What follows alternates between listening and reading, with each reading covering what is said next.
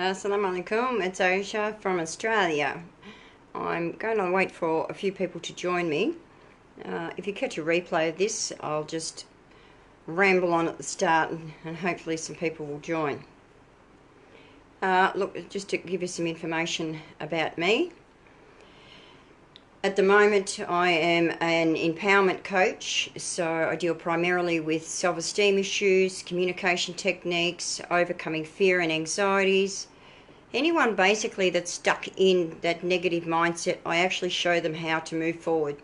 So my business is Aisha Coaching Solutions, and really that's been derived out of a passion to help people move forward. Having been there. Now there's a couple of people I can see, 3 people are joining me. Thank you for the likes. I really like it when it's interactive. Please, if you've got questions, just put them up as I go, and inshallah I'll try and do my best to answer them. There's 9 of you there. Good on you. I don't know where you are in the world. I want to say something up front, if I may, please. I do get inboxed a lot from so-called brothers. Please don't do that to me. I really don't like it. I try to be as respectful and polite in answering that, but I find that, you know, the flowers and, you know, will you marry me and all that rubbish, just, yeah, don't even bother. So I just want to get that off my chest to start with, because it's just not my thing. Having said that, I also want to seek the blessings of Allah for this video. I pray for all of you that you're all safe and well, and that He may reward you for your time as well in watching this video. My aim for doing this is in the hope that it actually inspires someone else to Islam, or it actually may even help you with your own walk. So that's the main reason, yeah. So thank you to the Stories of New Muslims for asking me to do this. A lot of people ask me all the time about my story, and I can tell you it's a very powerful one. If you want to know the power of Allah, the patience of Allah, then I'm probably the person to listen to. And that's with no arrogance do I mean that I don't have an arrogant bone in my body. So I'm sure you come across other reverts, and you're probably not sure how to deal with them as well. As I said, I would really appreciate anything that you've got to say. Please put it in the comment section, and I'll endeavour to answer them. So, a little bit of background about me. I'm an Australian-born woman. I grew up in country Victoria. My father was a policeman and my mother was a school teacher, and a family of 2. And 2 children, sorry, that is. My mother was a Christian and my dad was an atheist. So, very sort of conflicting things. Very strong family values, and all of that were imparted upon us as children, but it was a very violent upbringing as well. My dad was an alcoholic and was very violent. So most of my nights growing up were full of terror, and it was pretty tough. And because he was a policeman as well, we actually didn't have anyone to help us. So it was disempowering, to say the least. But it taught me a lot as well. I grew up with a lot of issues, I must admit. I had a lot of hang-ups about men, if I'm going to be perfectly honest. And search for that pure love probably in all the wrong ways. You know, and seeking acceptance and that all the time. And yeah, I went about it in the wrong way. But, you know, there was some other issues that he did with me personally as well. Probably the only ones that I don't relate to are people that are refugees and people that have been in jail long term. So if you ask me about any other aspect of life, if I've actually had it happen to me, if I've done it myself, or if I've experienced it, I have. Salam alaikum, sister. Alhamdulillah. Exactly. Nice to see you all here. Thank you so much for joining me. It really is so nice to see you all here. So, I married at around about 23. I have a daughter, grown daughter. She's independent. She was a product, I don't even know what it's like in Islam, but I don't have to worry about that now. But she was an IVF baby. I lost a child first, and then I eventually did get my baby. And she's such a dear little thing. She's such a blessing. I have to keep praying for her that she may embrace Islam as well. And I hope to set the example for her. So my mum is still a Christian. My dad still has his beliefs. And as far as the dynamics go with the family, to say it's been hard is probably an understatement, because my mother and my auntie and uncle are very strong Christians. My auntie and uncle were actually missionaries. So you can imagine their horror, absolute horror that I was going to hell, you know. I was doomed because I embraced Islam. With the hijab, when I first went to my mother, she was horrified and she threw me out. But now, alhamdulillah, through patience and being me and being gentle and kind, you know, and not snapping at her, being respectful at all times, we're actually in a good place. And it's taken us a long time. It's probably taken us 15 months, but that relationship has been mended. What else did I want to say? Oh, now, I had a lot of years of ill health as well. I've had about 40 surgeries in the past. My most recent surgery actually was last year. And that was, I was cut from probably here down. And that was an 8-hour operation, and it was massive. I was all alone. And that was a really tough test. By golly, it was. I had, last year, I'll actually go back a step. I embraced Islam in June of 2017. And since that time, the tests and the trials have been big, but I finally understand why. Because if you've ever had your heart broken and then you found true love, you've got a measurement. So if we haven't had those tests to then appreciate what that true love is, there's no measurement scale. So the tests and trials, as tough and as arduous as they were, have now made my connection so strong. My iman is so incredibly strong. It's just such a blessing. It really is. It almost broke me. I was tested to the nth degree, but I'm back. And I actually believe, as it says in the Quran, that with hardship comes ease. And I'm, living that now. I haven't seen any questions come up yet. Thank you for the positive comments, though. I really appreciate that. And the likes, keep them going. That's good. Hopefully I can keep your attention. And look, the actual embracing of Islam, this is where the story gets powerful. 2016 was, for me personally, hell on earth. I had been the victim, and I can say a victim at that stage. Now it's just an experience. At the time, I was a victim. There was drugs involved, there was police, there was bikie gangs and so forth. Somehow this web of hellish deceit and darkness really came about in my place too, in my actual home, and I'm talking spiritually as well as physically. Now, I had a lovely home, I had friends, I had my family there, and the chap I got mixed up with, again, picked the wrong guy. I'm the sort of woman that if I commit to you, I commit to you. That's it, done. But if you step over that line where my safety or my family's safety comes into play, you're gone. I'll watch you. Don't want to know you. Now, I was terrorised to the nth degree, really badly terrorised. My house was under, I don't know who put them in, whether it was the police or the bikie gang, and I don't really care now, but the point of me telling you all of this is that so that you can relate to those other people that may be going through these periods, so that maybe you can help them move forward. Now, that particular period was a 3-month period when my house was getting robbed. My security lights would come on, would be on and off. There was things getting stolen. There'd be knives in wardrobe. There was cameras hidden everywhere, even in the shower. There was listening devices, my car, my phone, my passwords. Every aspect of my entire life was on public view.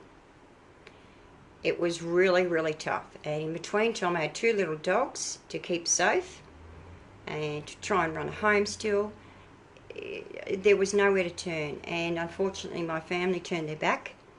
And I remember pleading to my mum one night, and I said, please, please, can I just stay one night so I can get some sleep? And she sent me back. And that just broke my heart. So I can remember going into my daughter's room. Now I got her out and I got her to move into mum's to keep her safe. I can remember walking into that room, and I can tell you, if I opened the door and walked through, it was like evil just hit me in the face. It was just horrendous. It was seriously that bad. And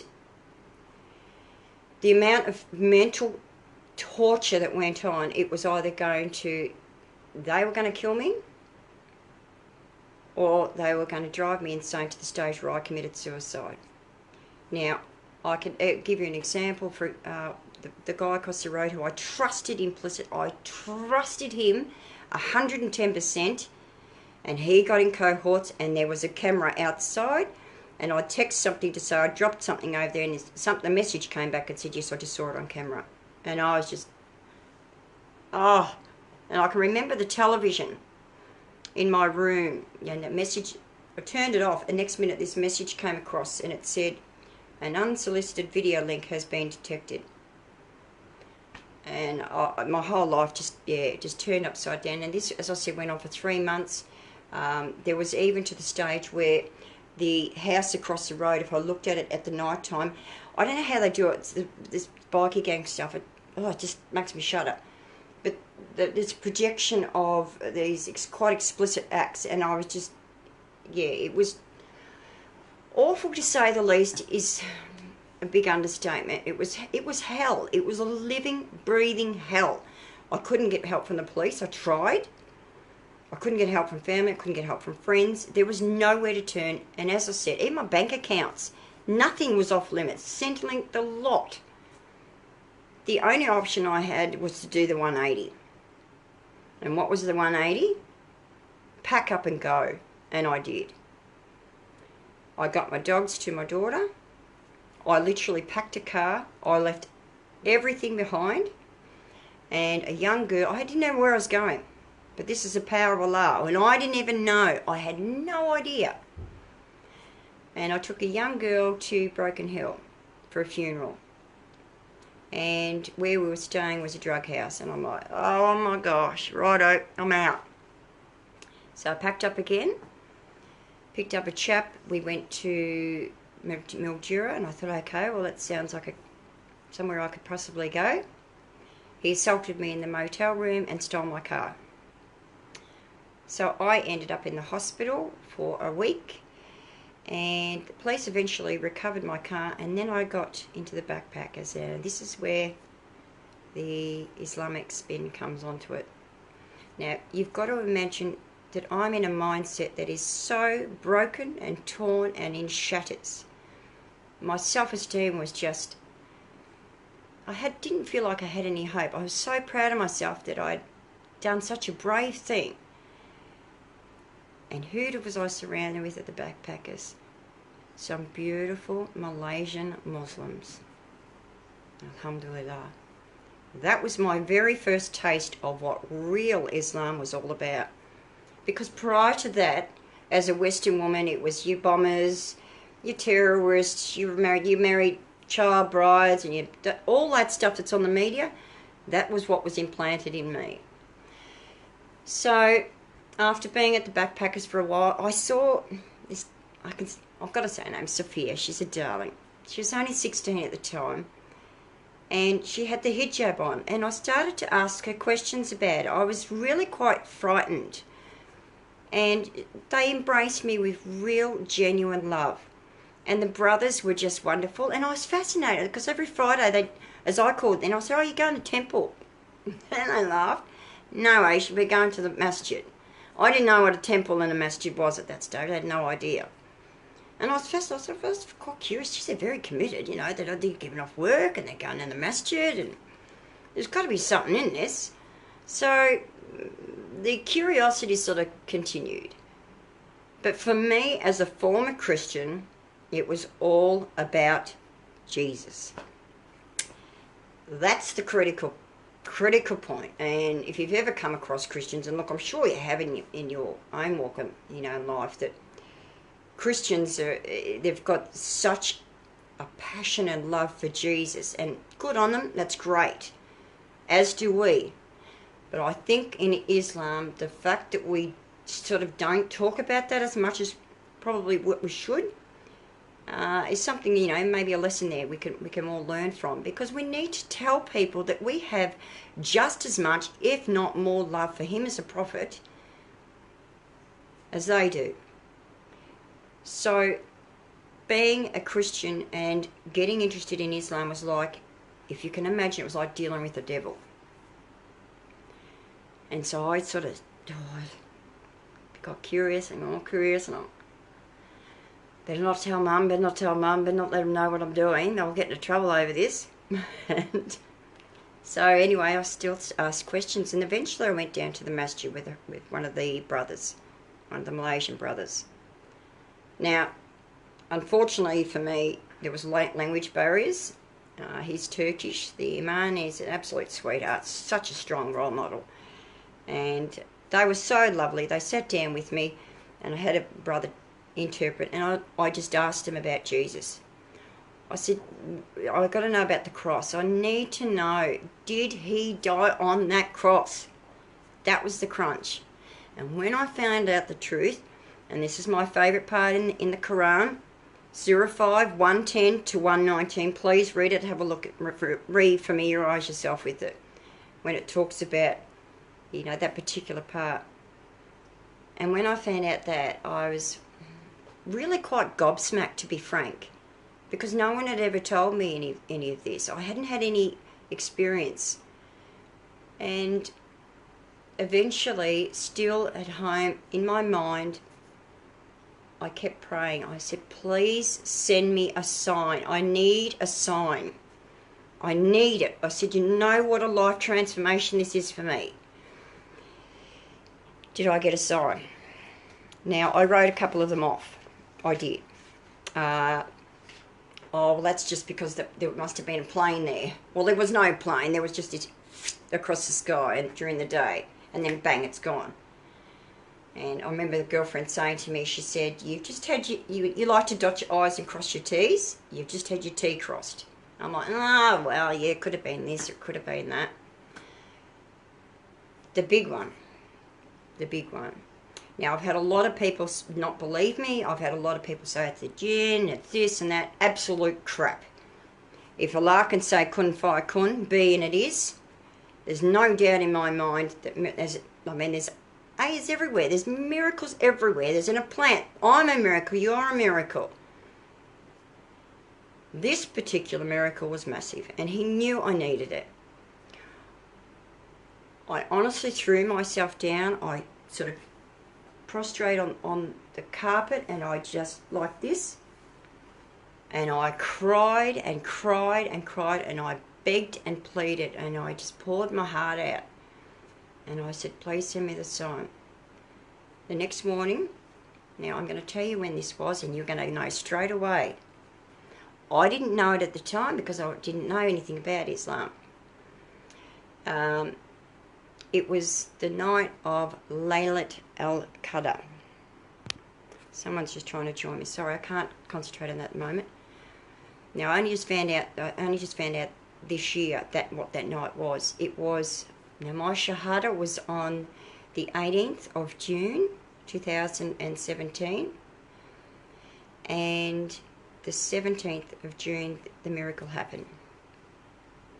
Now, the miracle, oh wow, subhanallah, so it's incredible. I was actually writing about this today, and I'm glad I did, because I burst into tears. I got up at 3 o'clock in the morning. I got up and I made myself a cup of tea, and I went and sat outside. Now, in the country town where I was in Mildura, and I'd got back on my feet, mind you, I didn't tell you that. I got everything. I got a flat, bought everything for the house. I was in a job and a functioning member of society. I had lots of friends, well respected, very high member at the mosque. Just, yeah, everything was good. Oh, no, that came after the masjid. I beg your pardon.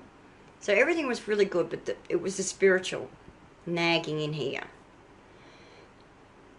Laylat al-Qadr, I found out what that night meant, and that was only just recently, and for 12 months I didn't know what happened that night. You need to picture, I'll try and paint the picture for you. So you've got in the country town, you can see the stars really, really well, and the moon looked massive. And I tell you, without a shred of a lie, I was sitting here like this, and I looked up, and out of nowhere, there's the moon, an angel came. The night was actually perfect. There was not a breath of wind. It was perfect temperature. You could have heard a pin drop. It was that quiet. I was just like, even when I drink my cup of tea, I was like, someone could probably hear me. It was deathly quiet and so serene. It was just incredible sort of atmosphere, and this moon was just, and then the angel, like this is the moon, and there's the angel, and I kid you not, I was literally just, and the tears just flew down my face. Oh, it gets me emotional thinking about this. And I say she because I'm female, so forgive me, I know that they're not male or female, but I'm going to say she for the purposes of making it easy for me to explain. Now, she was the length of the moon, the wing, sort of like a flowing effect. I don't know if it was clothing, sort of just gracefully, just sort of floating there. And if you want to know the colour, it was the same colour, luminescent colour as the moon. And about 10, I don't know, maybe 10 seconds, and this cloud just came across, and the moon and the angel went behind. She was gone. The moon reappeared, and that nailed it. So the very next night I said the Shahada. Alhamdulillah. The truth had been shown to me with irrefutable proof, as I had begged and pleaded for, because I believe in my heart, because I just completely surrendered my will, completely just poured out my heart and just begged for that truth, and I got it in a big way. With big miracles though come big tests too, didn't I learn that? So the 18th of June, as on my YouTube channel, I'll give it a plug, Aisha Industries. I just get on there and do a bit of live videos to help people. I have put my Shahada on there too. And, geez, I was innocent. I was so innocent. So I said there's Shahada on the 18th of June. So began the journey. A very, very interesting journey. Now, in a country town, there was no women. I hope I'm not missing any. Same year I joined. Oh, fantastic. Good on you. Welcome to Islam. Thank you. I appreciate that. Mashallah, inshallah. I haven't seen any questions pop up. So if you've got any, please put them up there and I'll answer them.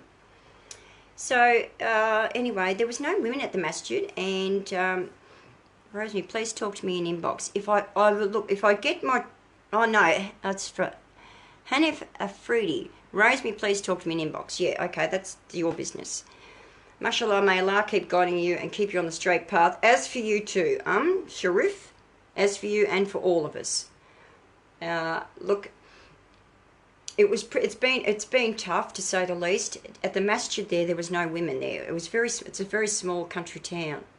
So I said to them, look, you're going to have to take me on board. I'm a baby. I don't know what I'm doing. And bless their little hearts, they bent the rules. I said, that curtain, it's got to come back. I said, I need to learn. I just said, I said, well, no, well, look, come on. I need to learn. I don't know what voodoo is. I used to call it voodoo because I didn't have a clue what it was. And they used to laugh at me and say, no, Aisha, it's voodoo. Voodoo. And I used to watch their mouths when they said, Assalamu alaikum. I'd go, Assalamu alaikum. That's how basic it was. And so, bless their hearts, they took me into the wash area and I literally sort of sat down there and said, righto, what do we do? Let's go. And we did a few times, we did voodoo together. And we took the curtain back and I prayed with the men. And then when I sort of got enough confidence to know what I used to call them the ups and downs, the rakats. I said, I don't know how many ups and downs and I don't know what you say and when to do what. So they were terrific. Alhamdulillah, they were a real blessing. So when I got confident enough, the curtain came back. And I'd ask questions along the way. Why do you have that curtain? I don't understand. Why are you why are you segregating us? Why are we cut off? And they explained to us, no, we want to give you, we're being respectful. We're giving you your space. Ah, thank you. Right, you've explained that. These are the things, as a Westerner, the misconceptions that we had, well, I had, sorry, that people still have. So even that critical element was a barrier broken. Welcome to light, my mummy. Righto. Yes, I do. I'm sorry. Righto. So anyway, so the curtain came back. I learnt the voodoo, but then I'm thinking, well, how am I going to learn to pray? I'm on my own. I don't know what I'm doing. But what I did is I made a commitment for Maghrib and for Isha to go down to the masjid. So every night for 3 months, I thought, right, no distractions. Blow the phone, blow this, everything can just wait. I need to learn. What do I do for the other prayers? And at that stage, I was like, well, hang on a minute. Geez, I've got to pray 5 times a day. How am I going to do that? I've got to work. I've got to do the house. I've got to do the car. I've got to do the gardens. I've got to learn Islam. I've got to pray. Da, da, da, da. And I was getting really overwhelmed. And then one of the brothers said to me, listen,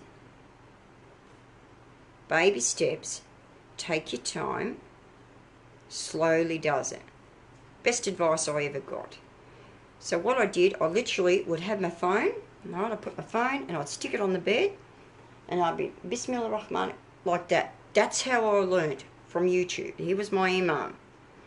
And I mispronounced a few words for quite a long time, even to as recently as probably a month ago, where even in, when we say Bismillah ar-Rahman ar-Rahim, Alhamdulillah Rabbil Alameen, at the end I used to say anta alayhim instead of even that little element. So those little things I was still tweaking. But YouTube was my constant companion for probably around 12 months. And then when I moved from Mildura, I finally got surrounded by some beautiful Muslims. And I actually lived with a Muslim family, a husband and wife, and their little darling little boy. And alhamdulillah, they taught me so much. And they really guided me and really accelerated my learning. So I was really, really appreciative of that. The test came still. And the only reason I'll share this with you is because other people go through this sort of stuff again. And so in Mildura, I had the jinn in my house. I actually had an experience where there was a photo and it flew down off the heater. I didn't know anything about the jinn in photos and all of that at that stage, right? It actually flew down on the floor because I do a bit of dancing and that to keep fit. And twice that happened.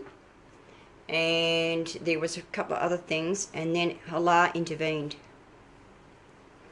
I was at a friend's place and I went to sleep on the couch. Now, this friend, I don't actually have contact with him anymore. He used to connect to, and you'll know, I know, and you know, angels.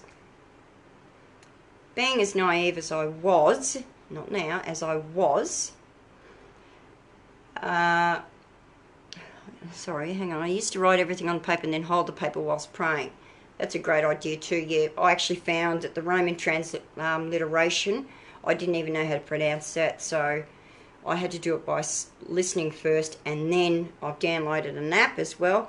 And then when I finally got a Quran, I'd listen and, I know, okay, started to improve. Now I actually know 6 surahs off by heart, which I'm pretty rapt about.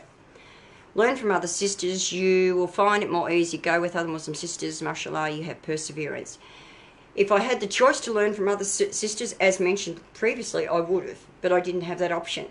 That's why the brothers stepped in. You know, and as I just bring up to now, I got in with a beautiful Muslim family and a group of sisters at the masjid, and then they actually, yeah, enhanced my walk a lot more. What was happening there, though, too, with the, as I mentioned about the friend connecting to angels, when just before I moved down there,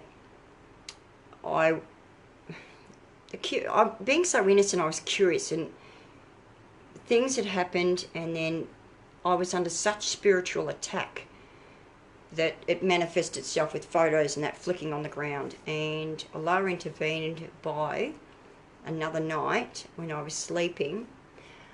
I can remember it's just this pure white, light blue light. It was almost like my soul had been lifted up. I cannot describe the peace. I could just say almost like I'm floated away, the peace and serenity, because I was on a massive attack. There was a lot going on, and by golly, I was really in dangerous waters, and I didn't know, and I can remember this, just that peace, a pure white light that had this light blue tinge. So that was another miracle that Allah subhanahu wa ta'ala helped me with as well. The other thing that happened there when I moved to Melbourne was the jinn. Now this is a big one. I didn't like this one. This really scared me. I actually got some really bad news back then, and I thought I was dying. The specialist had said that I had colon cancer, which turned out to be null and void. Well, and I felt like my whole world had just obliterated. So I'd written the will, and I was crying, and all sorts of things were happening. And for me, who's such a positive and upbeat person, I got very, very negative. And so began the tunnel effect, as I call it, the blinkers. What happened this night was I thought it was the angel of death taking my soul. I was sleeping, and I can remember laying there. I was on my back, and this crushing right up to here. And mind you, I was relaxed because I thought it was the angel of death. And without even thinking, when I could barely talk, I went, Ashhadu Allah illallah, Ashhadu Muhammad Rasulullah. Bang, gone. As quickly as that, bang.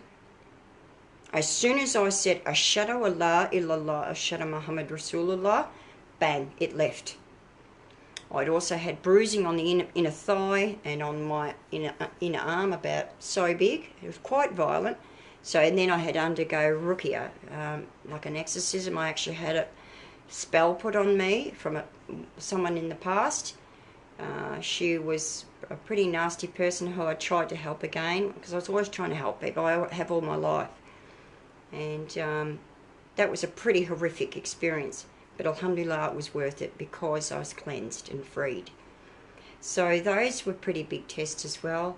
And then, as I mentioned, this year, last year was a tough year too. I was married Islamically for 3 weeks. I moved interstate. I gave up everything again. And unfortunately, there was domestic violence involved. And the last words he said to me was, get the F out, and don't you effing well be here when I get back. And being terrified as I was, I had no one there. I didn't know anyone. So I just got on that phone and I just started ringing people in Victoria, which is interstate, like Queensland's here, and Victoria's the bottom state where I'm from. And I'm up here all alone. And eventually, through a series of events, I got out, packed all my stuff that I could take with me. I had to leave a lot of stuff there. And then it was motels, it was the Salvation Army refuge, it's a Christian refuge. Bought a little car, got ripped off by a brother. He'll have to answer for that one. and got still violently ill. I think they may have actually seen my photos or a video with the nasal gastric tube down my nose, and it went down to my stomach. That was because I had a bowel obstruction and was covered in adhesion. So I was fighting that, homelessness, fleeing in the state where there was no one. I had no resources, and eventually found refuge at the Salvation Army. Please help me. I'm searching of my life, and Dean, a woman from France. Look, these are the sort of things I really don't like. If you really want to do that stuff, please don't put it on here. It really annoys me. Now, I'm sorry to get upset. If you genuinely want to find a wife, please use another platform, not here. This particular video is purely and solely to enhance our growth, our awareness of one another, for the sake of Allah subhanahu wa ta'ala. It is not a platform to say, oh, Aisha, I want to get married, or Aisha, I want to learn English, or Aisha, I want to do this. I get that all the time. I said it at the start. Please don't disrespect me any further. Okay, now, going back to it, and thank you for the support down there. Love it. Love it, love it, love it. My life is for service from Allah. I am doing workshops. I've got one in, I'm presenting a workshop actually in April. If you have a look on my page, you'll see it. It's a pre-marital one, it's an Islamic one. So I've been actually very humbled to be asked to present there. And I will give myself a bit of a plug. If you'd like some coaching, I'm going to put it in there now because I never do this. Contact me either in inbox or aisha.a.industries@gmail. All right, I've got a fantastic track record in helping people move forward. And it's not just that blah, blah, blah, I believe, I believe, I believe. None of that sort of rubbish. I'll do it actually properly. We'll actually give you tools in showing you how to move forward so that you can live an optimal and positive and happy life. Because there's a lot of people suffering out there. I will block him, don't worry. Good on you. Thank you, Brother Muhammad. And I want to give you a quick plug too while I'm there. This brother does an amazing job for Stories of New Muslims. A genuine soul, and you know, whatever he puts up there, it's for the enhancement of us all, and you know, to help better us all. And I really appreciate his efforts. You know, anyone that gets on there that's supporting one another, putting something forward that's going to enhance our knowledge of the Deen, or just, yeah, love, no judgment, brotherhood, sisterhood, that sort of thing, give the shirt off your back. That's what we're about, okay? So, anyway, going back to it, finally got back to Victoria. I flew back. I did put an appeal up on Facebook. I don't know if it's still on my page, actually. I don't know. And I never do that, but I actually had no money. And people were so kind and generous. I just poured my heart out. I said, look, I'm stuck. I need your help. I've helped a lot of people in the past, and now it's my turn to put my hand up. And alhamdulillah, didn't they help me? They got me a ticket home. I bought my little, you'll see it on my page, is it me with me sort of standing there in front of the car. I bought a little car and came back and stayed at a sister's for a bit, moved on, and now I'm finally here in a lovely little country town, establishing myself, and now all the ease is actually happening. All the blessings are happening, and the workshop that I'm so excited to present at, that's coming up as well. And I worked mighty hard, so hard, under such extraordinary conditions to still keep up my skills. And I can tell you something that I've been doing too. Even last year when I was homeless and fleeing and doing all that, on another group, it was helping new Muslims at that stage, I did these. I did inspiring videos, I did advice ones, I did all sorts of ones to help people, and I was actually administrator on there. And in the end I had to resign from that because I just didn't have the time to dedicate it, because I'm very passionate about getting people to see the truth. And I'm actually writing a syllabus at the moment, and it's all this oh look, there's books all behind the camera here, but I'm very proud of it. It's been 12 months in the making, and it's a full encompassing program that's actually so needed in the Western world. I don't know about over in Saudi Arabia, It probably would be there too, who knows? But it's really about when people are, I'll just have to demonstrate, if people are here and they're stuck, right, they've been through all the crap, all right, all that rubbish, and they want to get to here, where they're a functioning member of society. This gap, there is nothing, right? The support here, the nursing staff, the psychiatrists, the psychologists, the social workers and stuff, is really, really lacking over here in Australia. So what I've come up with is a full encompassing program using all the resources that I've had, and it's been a lot of work, and I'm still working on it, you know, typing it all up. But it's getting them from point A to point B so that this gap is filled, and then they can actually become a functioning member of society. And this came about too by spending a lot of time listening to people and saying, look, what are your thoughts on this? Do you think that this isn't, and they were just like, gimme, you know, they're craving it because they don't know how. They don't know how. So really, really, and please remember me in your prayers, that my passion, if I'm going to be brutally honest, I'll just give it to you straight now. I've really said most of my story. Coaching, yes. I'm an empowerment coach. The workshops, former school teacher. I've worked in many other industries as well. In management, I've always been in leadership roles. And I've done everything from cleaning toilets right through to the kingpin. And my attitude is, team first, Aisha bottom. That's me. Okay, that's true leadership.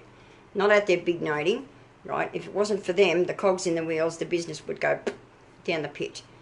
So that's what I'm about, and my passion is to eventually be, I don't know if you know him, if anyone does know him, mentioned it on here, Tony Robbins, and obviously we know Mufti Menk. We love Mufti Menk. Brother, he's my kind of speaker, right? He's got a bit of comedy and he's got the serious side. That's me. How many sisters do you know that are up there? How many public speakers? Do you know any? Because I don't. How many Muslim sisters do you see up there wanting to change people's lives? If I can get up there on that, this is my end game. This is the end game for me. I want to be up there on that stage, like the Tony Robbins, like the Mufti Menks. I want to use the knowledge, the experience, and understandings that I've got to help other people. And I believe the way that I will do that is by doing from point A to point B and then sharing. Well, okay, she's got this on. I want to ask her a few questions. It happens all the time. It happens all the time. And I truly think that that's a gift from God Almighty himself. That all that crap, right, I never use as an excuse. I use that as power. That is power. Because that gives me the skills to relate to these people that need the healing. Okay? And I feed off that. I feed off that. That gives me my satisfaction, is seeing these people heal and move forward. And by setting the example with the hijab on, with the respectable clothing, the curiosity will naturally come about. That's my passion. So I actually contacted a sister in Philippines and asked her, if you fly me over there, if you pay for my costs, I'll present for nothing. What do you need?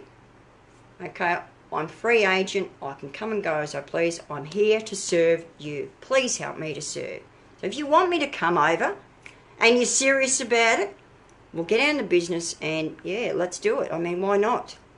There is that Muslim sister who promotes education for females. Fabulous. Thank you for sharing that. Terrific. That's great. I shall ask Sister Nice, Sister... is there any questions? Please, no one's put any questions up for me. I really want to know if you've got anything that you want to add too. With that, Shelley, the Muslim sister who promotes education for females, that's a phenomenal thing. My area is more the personal development. I haven't seen any Muslim sisters in personal development that are right up there, you know, in the world stage. That's where I want to be. And I'm a Western woman. How many Western women do you know that have got the hijab on? That have, well, look, I'm a comedian. I take the mickey out of myself, like, and I'm straight up, and I've got a serious side too. Like I just switch like that, as you saw before. For those people that were there. Well, if there's no other question, I don't want to hold up anybody else. I need this, love this. Look, I love it too. I'd be up there. Come on, let's get into it. Where's the Quran? Where's the empowerment? And I can tell you now, one thing I'm really passionate about too. I've got a complete set of notes, much like this sort of a book, right? I've got a complete set of notes there that I've gone through and picked out my favourite things in the Quran. And then I've actually put the Bible verses in there as well.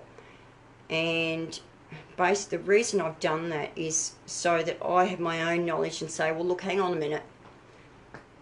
In Deuteronomy, in Isaiah, in Numbers, and in Jesus himself, Prophet Muhammad sallallahu alaihi wasallam was actually is here. He is written here. But you don't acknowledge it. It's the truth. That's what you believe in the Bible there. Why aren't you acknowledging that? Jesus himself, when he went to the Garden of Gethsemane and he prayed for sustenance to the Father in the Bible, why would he, if he's God, need to pray to another God for sustenance? I'd never heard of another God actually praying to another God for their sustenance. So, you know, when you get down to Tintax, Father, Son, Holy Spirit, Trinity, isn't that 3? What's the first commandment say? Thou shalt have no other gods but me.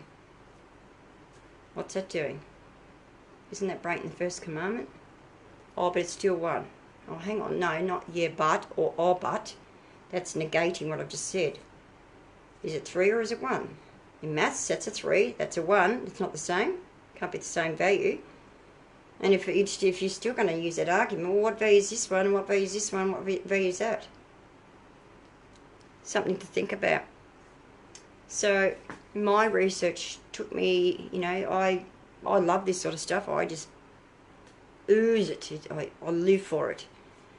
How do I start for personal development?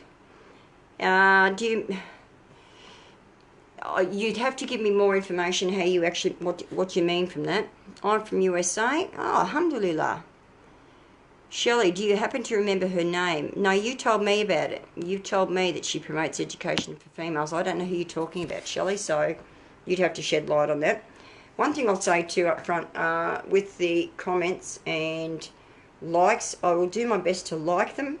I can't reply to everybody. It just gets too much for me. And I have the last 4 or 5 days been inundated with about 150 friend requests. So forgive me if you send me one, I don't accept it. It's not deliberate. It's because I've got 280 something waiting. So, and there's been, as I said at the start of the video, there's been a couple of brothers. They've been so disrespectful. And I don't get myself in a tiz about it anymore. I just, right, go on, see ya, block, done. Don't talk to me again. Rosemary, I need personal development. Okay, well, if you'd like to set up some, if you want to set up some possible coaching sessions, inbox me.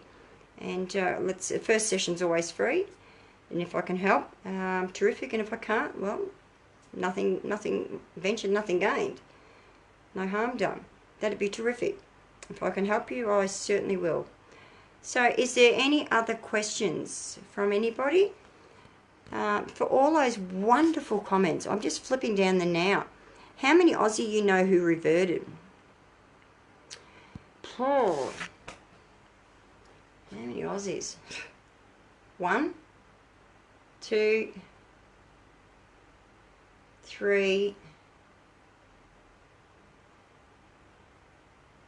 I think about 3. 3 people. Yep. 3 people that I can think of off the top of my head. That, yeah. 2, 3.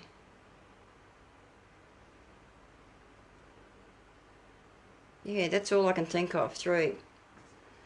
How to contact you. As I said, if you would like some coaching, or you want workshops, or you want me to fly over to your country and do some presenting in your state, get in touch with me, either aisha.a.industries@gmail.com, or you can inbox me. Okay, Rosemary, fantastic support there.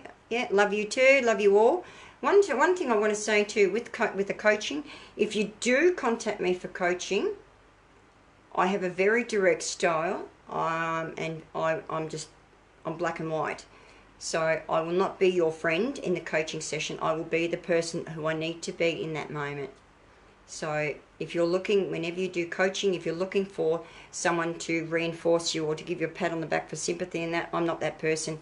And in fact, that would be a disservice to you. Okay, so people that want to move forward, there's some hard lessons to get through first, because, you know, you got to clear the mud first before you see the, you know, the beautiful pristine clarity of clear thinking. Okay, any other questions or comments? No. Thank you so much for everybody that joined me. And look, may Allah reward you for the time that you've dedicated to watch. And as I said at the start, please do not inbox me with marriage requests or any other rubbish. You don't want to know about it. I haven't got time for it.